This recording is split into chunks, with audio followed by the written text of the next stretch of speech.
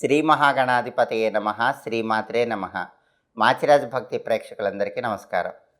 ఈనాటి దినఫలం కార్యక్రమంలో ముందుగా నేటి పంచాంగ వివరాలు పరిశీలిద్దాం.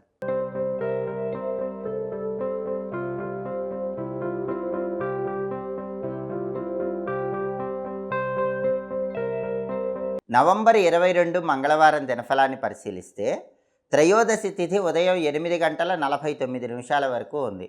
ఆ తర్వాత చతుర్దశి తిథి వచ్చింది. నక్షత్రం స్వాతి నక్షత్రం ఉంది. మంగళవారం స్వాతి నక్షత్రంతో కలిసి వస్తే ధ్వజయోగం ఉంటుంది. ఈ ధ్వజయోగం అనేది కార్యసిద్ధిని కలిగింపజేస్తుంది. కాబట్టి 12 రాశుల వాళ్ళు ముఖ్యమైన పని మీద బయటికి వెళ్ళినా, ముఖ్యమైన ప్రయాణాలు చేసినా విశేషంగా కార్యసిద్ధి ఏర్పడుతుంది. అనుకున్న పనులు అనుకున్నట్లు పూర్తి చేసుకోవచ్చు. అలాగే రాశిచక్రం చాట్లో గ్రహాల స్టేటస్ తీసుకుంటే మంగళవారానికి అధిపతి అయిన కుజుడు వృషభంలో, శుక్రుడి ఇంట్లో ఉన్నాడు. కుజుడి బలం బాగుంది కాబట్టి రియల్ ఎస్టేట్ పరంగా ముఖ్యమైన డిస్కషన్స్ చేయడానికి, కీలకమైన నిర్ణయాలు తీసుకోవడానికి అనుకూలం. అలాగే సోదరుల మధ్య విభేదాభిప్రాయాలు వస్తే ఆ విభేదాభిప్రాయాలు చర్చల ద్వారా పరిష్కరించుకోవడానికి కూడా ఈరోజు కుజుడి బలం చాలా బాగుంది. అప్పులు తీర్చడానికి చేసే ప్రయత్నాలు కూడా విశేషంగా సహకరిస్తాయి. అలాగే స్వాతి నక్షత్రానికి అధిపతి అయిన రాహువు మేషంలో ఉన్నాడు. కాబట్టి 12 రాశుల వాళ్ళకి విదేశీయాన ప్రయత్నాలు చక్కగా సహకరిస్తాయి. ఎవరైనా ఫారిన్ వెళ్ళి చదువుకోవాలనుకున్నా, ఫారిన్ వెళ్ళి ఉద్యోగం చేసుకోవాలనుకున్నా, దాని పరంగా ట్రై చేసుకోవటానికి, దాని పరంగా ముఖ్యమైన వ్యక్తుల్ని కలుసుకోవటానికి ఈరోజు బలం చాలా అద్భుతంగా ఉంది. అదేవిధంగా నక్షత్ర బలాన్ని బట్టి కొన్ని ముఖ్యమైన పనులు చేసుకోవచ్చు. స్వాతి నక్షత్రం ఉంది కాబట్టి అన్నప్రాసన, నామకరణం, గర్భాధానం, అక్షరాభ్యాసం ఈ కార్యక్రమాలన్నీ చేసుకోవచ్చు. చెవులు గుట్టించడం కార్యక్రమం కూడా చేసుకోవచ్చు. జ్యోతిషపరమైన విద్యలు నేర్చుకోవటానికి, జ్యోతిష్యానికి సంబంధించిన కోర్సులు ప్రారంభించటానికి వీటికి కూడా స్వాతి నక్షత్ర బలం బాగా పనిచేస్తుంది. అలాగే కంప్యూటర్ కోచింగ్లో జాయిన్ అవ్వటానికి, కంప్యూటర్ కోచింగ్ సెంటర్స్కి వెళ్ళటానికి స్వాతి నక్షత్రం పనిచేస్తుంది. సంగీతపరమైన విద్యలు నేర్చుకోవటానికి, అంటే సింగింగు, డ్యాన్సింగు, పెయింటింగు ఇలాంటివి ఏవైనా సరే విద్యలు నేర్చుకోవటానికి కూడా స్వాతి నక్షత్ర బలం బాగా పనిచేస్తుంది. అదేవిధంగా మోటారు వాహనాలు కొనుగోలు చేయటానికి, అంటే వెహికల్స్ కొనటానికి కూడా స్వాతి నక్షత్ర బలం బాగా పనిచేస్తుంది. వెహికల్స్ నడపటానికి కూడా ఈ నక్షత్రం పనిచేస్తుంది. గ్రహదోషాలన్నీ తొలగింపజేసుకోవటానికి, చెట్లు నాటడానికి కూడా ఈ స్వాతి నక్షత్ర బలం అద్భుతంగా పనిచేస్తుంది. కాబట్టి నక్షత్ర బలాన్ని బట్టి ప్రత్యేకమైన పనులన్నీ చేసుకోవచ్చు. ఈరోజుకు ఒక ప్రత్యేకత ఉంది, అదే మాస శివరాత్రి.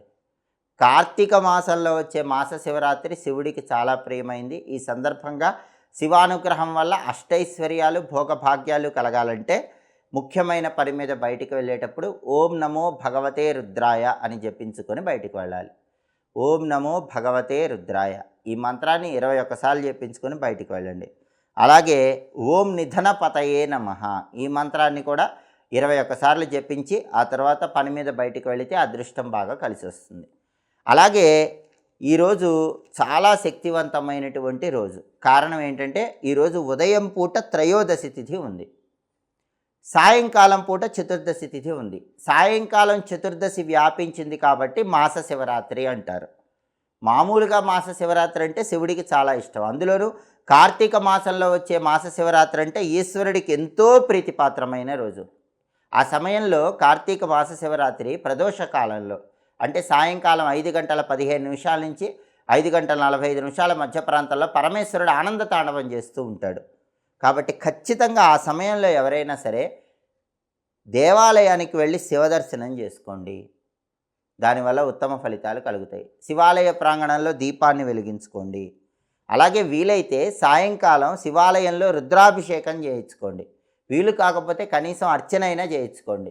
అలాగే మాస శివరాత్రి కార్తీక మాసంలో వచ్చింది కాబట్టి మహన్యాసపూర్వక ఏకాదశి రుద్రాభిషేకం చేయించుకుంటే సంవత్సరం పాటు పరమేశ్వరుడు మీ ఇంట్లో కనక వర్షం కురిపిస్తాడు. కాబట్టి ఈరోజు మహన్యాసపూర్వక ఏకాదశి రుద్రాభిషేకం దేవాలయంలో కానీ గృహంలో కానీ చేయించుకోవటం, అలా వీలు కాకపోతే దేవాలయంలో పరమేశ్వరుడికి అర్చన చేయించుకోవటం ద్వారా ఉత్తమ ఫలితాలు కలుగుతాయి.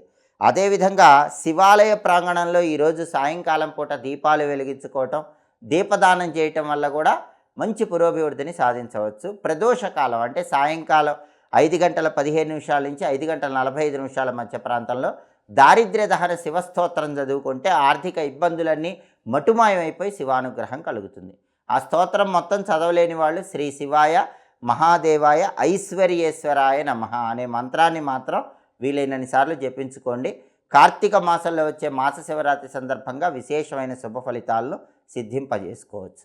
అలాగే ఈరోజు ఉదయం పూట త్రయోదశి తిథి ఉంది. అందుకని కార్తీక బహుళ త్రయోదశి తిథి ఉదయం పూట ఉంది కాబట్టి యమదీపాన్ని వెలిగించాలి, యమదీప దానం ఇవ్వాలి.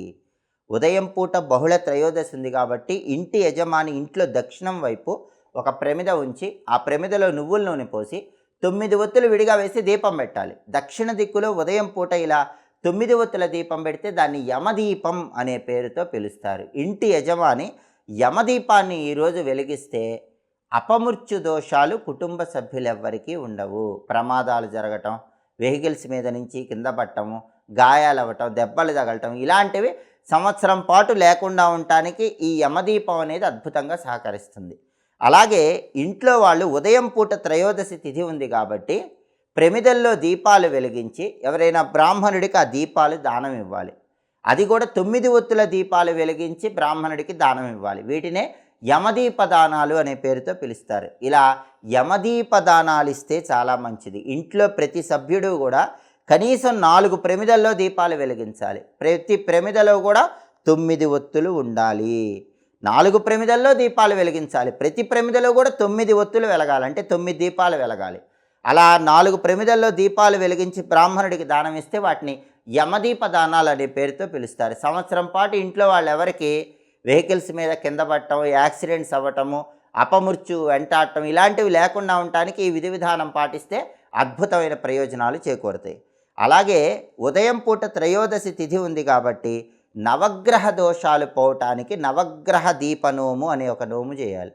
ఆ నోము చేసుకోలేని వాళ్ళు దానికి ప్రత్యామ్నాయంగా ఒక విధి విధానం పాటించాలి. నవగ్రహ దోషాలు పోవటానికి ఉదయం పూట ఏ రాశి వాళ్ళైనా సరే శివుణ్ణి నవధాన్యాలతో పూజించాలి. నమశివాయ అని జపిస్తూ శివలింగాన్ని కానీ శివుడి ఫోటోకి కానీ నవధాన్యాలతో పూజ చేసి ఆ తర్వాత ఆ నవధాన్యాలు ఆవుకు తినిపించాలి. దగ్గరలో ఉన్నటువంటి నవగ్రహాల దగ్గరకు వెళ్ళి 9 ప్రమిదల్లో దీపాలు వెలిగించాలి. అలా 9 ప్రమిదల్లో నవగ్రహాల దగ్గర దీపాలు వెలిగించి ఆ 9 ప్రమిదలు నవగ్రహాల దగ్గర ఉంచి నవగ్రహాల చుట్టూ 9 ప్రదక్షిణలు చేయాలి. ఆ తర్వాత ఎవరికైనా దీపదానం దేవాలయంలో ఇవ్వాలి. ఇలా చేస్తే నవగ్రహ దీపనోము ఆచరించిన ఫలితం కలుగుతుంది. దానివల్ల నవగ్రహాలు ప్రసన్నమవుతాయి. కార్తీక బహుళ త్రయోదశి ఉదయం పూట ఉంది కాబట్టి ఉదయం పూటే ఇలా నవగ్రహ టెంపుల్కి వెళ్ళండి.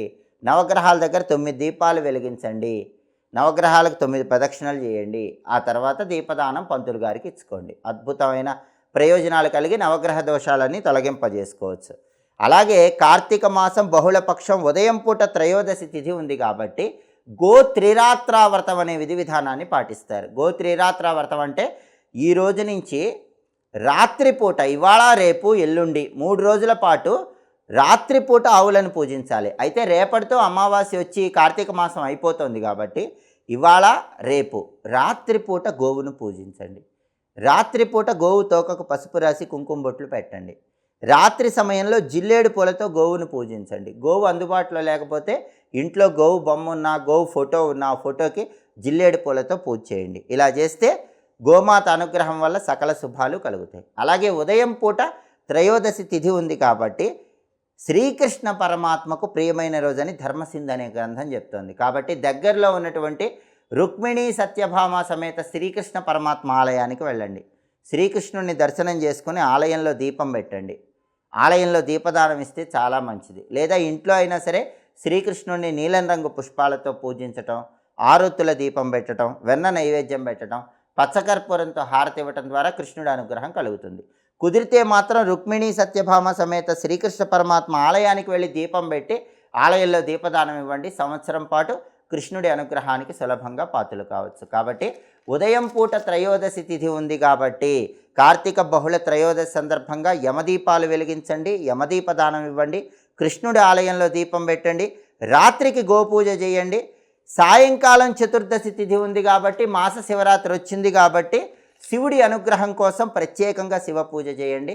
నేటి కార్తీక విధుల్లో ఈ విధి విధానాలు పాటించి విశేషమైన ప్రయోజనాలు సిద్ధింపజేసుకోండి. అలాగే మంగళవారం కాబట్టి ఉదయం 6 నుంచి 7 మధ్యలో మధ్యాహ్నం 1-2 మధ్యలో, రాత్రి 8-9 మధ్యలో కుజహోర ఉంటుంది. ఈ కుజహోర ఉన్న టైంలో సాహసోపేతమైనటువంటి కార్యక్రమాలు చేసుకోవచ్చు. అగ్నికి సంబంధించిన పనులు, ఫైర్ రిలేటెడ్ వర్క్స్ చేసుకోవచ్చు. అప్పులు తీర్చడానికి చేసే ప్రయత్నాలన్నీ అనుకూలిస్తాయి. లాయర్లను కలుసుకొని డిస్కషన్స్ చేయడానికి కుజహోర బాగా యోగిస్తుంది. సాహసోపేతమైన క్రీడలు, అడ్వెంచరస్ గేమ్స్ ఆడటానికి కూడా కుజహోర పనిచేస్తుంది. సర్జరీలు చేయటానికి, చేయించుకోవటానికి కుజహోర అనుకూలం. కోర్టుపరమైన వ్యవహారాలకు అనుకూలం. సోదరులతో ముఖ్యమైన చర్చలు చేయటానికి కూడా కుజహోర బలం అద్భుతంగా పనిచేస్తుంది. ఇవి ఈనాటి దినఫలం కార్యక్రమంలో ముఖ్యమైన అంశాలు. మళ్ళీ తదుపరి దినఫలం కార్యక్రమంలో తిరిగి కలుసుకుందాం. మా వీడియోస్ మీకు నచ్చినట్లయితే మా ఛానల్ని లైక్ చేయండి, కామెంట్ చేయండి. మా ఛానల్ వీడియోస్ 10 మంది మిత్రులకు షేర్ చేయండి. మా ఛానల్ని సబ్స్క్రైబ్ చేసుకోండి. పక్కనున్న బెల్ సింబల్ నొక్కటం మాత్రం మర్చిపోకండి. సర్వే జనాః సుఖినో భవంతు. స్వస్తి.